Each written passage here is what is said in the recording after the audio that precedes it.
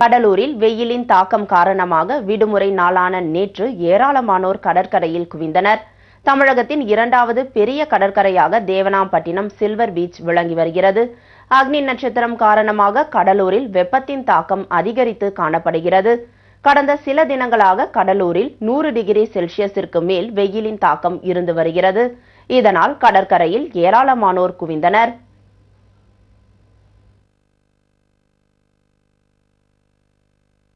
தானே புயல் வந்ததால மரம்லாம் எல்லாம் கீழே வந்து போயிட்டு இன்னும் அந்த அளவு ஹீட்டாக இருக்குது. எங்கள் வீட்டெல்லாம் என்னதான் ஏசிலாம் இருந்தாலும் இன்னும் அந்த வீட்டில் சரி வரல. இப்போ பீச்சுக்கு வந்ததால கொஞ்சம் நல்லா இருக்குது, இயற்கையாக இருக்குது, எல்லாம் கூட்டமாக இருக்குது, நல்லா இருக்காங்க, எல்லாம் ஃபேமிலியாக சந்தோஷமாக இருக்காங்க.